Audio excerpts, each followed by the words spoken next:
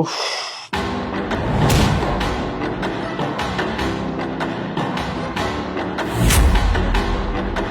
Sir আপনার বউ আপনাকে মেরে ফেলতে চায়। এই বুয়া, এগুলো কে লিখেছে? স্যার আমি লিখছি। আমি? তুমি লিখেছো মানে? তোমার কি করে সাহস হয় তুমি আমার ওয়াইফের নামে লিখেছো যে আমার ওয়াইফ আমাকে মেরে ফেলতে চায়? কিন্তু আমার ওয়াইফ আমাকে কেন মেরে ফেলতে চাইবে? যেটা সত্য হেরেই কইছি। আমি বুঝতেছি না, মানে আমার ওয়াইফ আমাকে কেন মারতে চাইবে? মারার তো কোনো কারণ দেখতেছি না আমি। আমি জানতাম আপনি আমার কথা বিশ্বাস করবেন না, তাইলে শুনুন।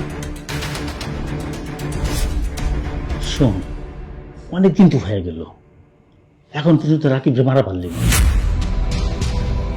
আর এদিক দিয়ে তোর চাস্তো ভাই আমার মাথাটা খারাপ করে হলাইল।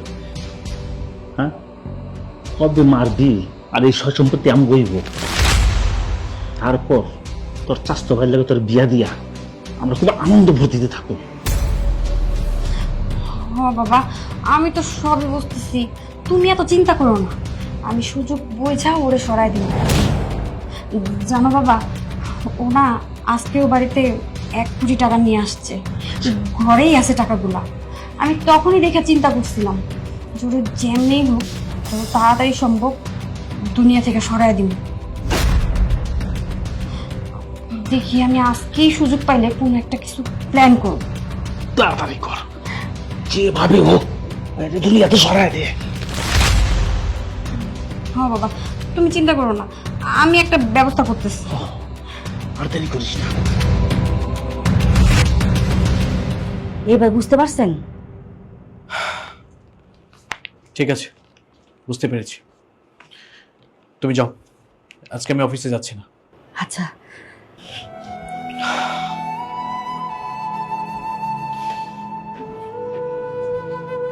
বুঝতে পারলাম না, আমার ওয়াইফ আমাকে মারতে চায়।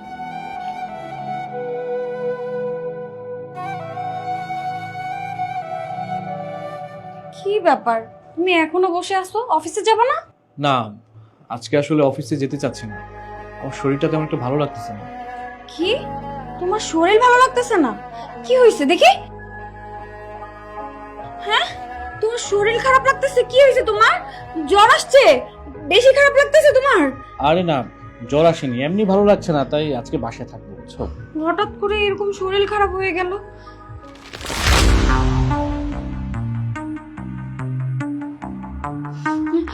শোনো না, আমি এক কাজ করি, তোমার জন্য একটু শরবত করে নিয়ে আসি, শরবতটা খেলে তোমার অনেক ভালো লাগবে।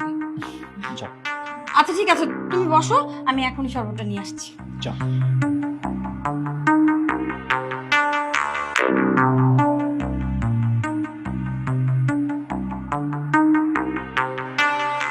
এই যে শরবত, শরবতটা খাও, ভালো লাগবে। ও, লেবুর শরবত? হ্যাঁ। আসলে শরবতটা না আমার খেতে ইচ্ছে করছে না, থাক। হ্যাঁ, আর কি বলতেছো, লেবু শরবত খেলে একটু ভালো লাগবে, খাও না। দেখো আসলে লেবু শরবত তো আমি তেমন একটা খাই না, আর এই মুহূর্তে এটা খেতে আমার একদম ইচ্ছে করছে না। আচ্ছা রেখে দিই প্লিজ, আমাকে খেতে বলো না তো।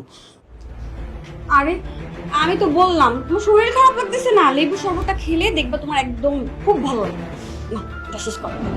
মানে আমি বুঝতেছি না যে তুমি এত অতি যত্ন, যেটাকে বলি, এত এত করে বলতেছি আমি খাবো না, তারপর তুমি আমাকে খেতে বলছো কিসের জন্য? তুমি কি বললা? অতি যত্ন মানে? তার আগে কি তোমার যত্ন আমি করিনি? হ্যাঁ কি বলতেছো এগুলো? আমি কত ভালোবেসে তোমার জন্য এই শরবতটা বানিয়ে নিয়ে আসছি, তুমি খাবা, তোমার শরীর ভালো না, খাও। হ্যাঁ, এটা তো অতি যত্নই বলা যায়। আমি তোমাকে 2 বার বললাম, আমি গ্লাসটা এখানে রেখে দিলাম, তারপর তুমি আমাকে শুধু খেতেই বলছো। আচ্ছা দাও, তুমি যেহেতু এত করেই বলছো শরবতটা খেতে, খাওয়া দরকার। একটা কাজ করো, এত সুন্দর করে শরবত বানিয়েছো, দুজন মিলে খাই, খাও। আরে না, আমি তো লেবু শরবত খেতে পারি না, আমার গ্যাস্ট্রিকের সমস্যা। ও, গ্যাস্ট্রিকের সমস্যা নাকি? এটা খেলে মারা যাবে এই জন্য খেতে চাচ্ছ? মারা যাবো মানে? কি বলতেছো, শরবত খেয়ে কেন মারা যাবো? কেন মারা যাবে বুঝতে পারছো না? বুঝতে পারছো না তুমি? এই শরবতের মধ্যে বিষ মিশিয়েছো। এই কি করতেছো রাকিব? ব্যথা পাচ্ছি, ছাড়ো। ব্যথা পাচ্ছ? ব্যথা লাগছে? খুব ব্যথা লাগছে? আচ্ছা মানে এই শরবতের সাথে বিষ মিশিয়ে আমাকে মারার প্ল্যানটা কি বলো তো? কি বলতেছো তুমি এইসব? আমি কেন তোমাকে বিষ খাওয়াবো বলো? ও আচ্ছা, কিছু বুঝতে পারছো না না? আচ্ছা, তুমি যে আমার জন্য শরবত বানিয়ে এনেছো, এই শরবতের মধ্যে যে বিষ মিশিয়েছো, কি মনে করছো আমি দেখিনি? আমি বিষয়টা জানি না? কি দেখেছো? কখন আমি শরবতের সাথে বিষ মিশালাম? তুমি যে বিষ মিশিয়েছো সেটা আমি নিজের চোখে দেখেছি। আর কিভাবে দেখেছি জানো? তুমি এই বাড়িতে আসার পর থেকে না, তোমাকে আমার কেমন যেন একটা সন্দেহ হচ্ছিল। তারপর আমি পুরো বাড়ির মধ্যে ছোট ছোট সিসি ক্যামেরা ফিট করেছি, যেটার মাধ্যমে আজকে আমি দৃশ্যটা দেখতে পেয়েছি। আচ্ছা, তোমার টাকা পয়সার দরকার ছিল, আমাকে বলতে পারতে। বাড়ি গাড়ির প্রয়োজন ছিল, আমাকে বলতে পারতে। আমার তো কোনো কিছুর অভাব নেই, এই পৃথিবীতে আমার কেউ নেই। বাবা মা ভাই বোন এই সবকিছু তো তোমার আর আমার, তাই না? তাহলে কি দরকার ছিল যে আমাকে এই পৃথিবী থেকে সরিয়ে দেওয়া? বলো, কথা বলছো না কেন? আরে আমি এগুলো কেন করব বলো? আমি এরকম কিছুই করি নাই। কিছুই না না? মানে তোমাকে আরো প্রমাণ দিতে হবে যে তুমি আমাকে মারতে চেয়েছিলে? দাঁড়াও, আমি আরো প্রমাণ নিয়ে আসছি। বুয়া, এই বুয়া, এদিকে আসো তো। জি স্যার। এই যে আমাদের বাসার কাজের বউ। গতকালকে আমি ব্যাংক থেকে 1 কোটি টাকা তুলেছি একটা জমি রেজিস্ট্রি করার জন্য। সেই টাকার লোভে, এই সম্পত্তির লোভে তুমি তোমার বাবাকে ডেকে কি করেছো? প্ল্যান করেছো কিভাবে আমাকে মেরে ফেলা যায়। আর সেই কথাটা আমাদের এই বুয়া শুনে ফেলেছে। হ্যাঁ স্যার, ম্যাডামে আর ম্যাডামের বাপে হ্যাঁ দুইজনে মিলে যুক্তি করছে আপনি মারণের। এটা একদম সত্যি করে আমি নিজে কানে শুনছি। আজকে যদি এই বুয়া আমাকে না বলতো না যে তোমরা আমাকে মেরে ফেলার জন্য প্ল্যান করেছো, আজকে হয়তো এই শরবতটা খেয়ে আমাকে দুনিয়া থেকে চলে যেতে হতো। আমার না ভাবতে খুব ঘৃণা হচ্ছে, আমার ভাবতে খুব ঘৃণা হচ্ছে যে আমি তোমার মতো একটা মেয়েকে ভালোবেসে বিয়ে করেছিলাম। আমার ভাবতে ঘৃণা হচ্ছে তোমার মতো একটা মেয়ের জন্য আমি দিনের পর দিন, রাতের পর রাত এত পরিশ্রম করে টাকা পয়সা ইনকাম করেছিলাম। ছি, ছি, তুমি এতটা নীচ, তুমি এতটা লোভী। আরে তোমার যদি আমার সাথে সংসার করতে ইচ্ছে না হয় আমাকে বলতে পারতে। তোমার যদি কোটি কোটি টাকার প্রয়োজন হয় আমাকে বলতে পারতে, আমি তোকে টাকা দিয়ে দিতাম, আমার এই সব সম্পত্তি তোমার নামে লিখে দিতাম। যা করেছো খুব ভালোই করেছো। আচ্ছা, আমার শ্বশুর মানে সেই শয়তান শ্বশুরটা যে এত প্ল্যান করছে সে কোথায়? ডাকো না, ডাক দাও তাকে, ডাক দাও। বাবা, বাবা, বাবা, বাবা। এই শয়তানের বাচ্চা,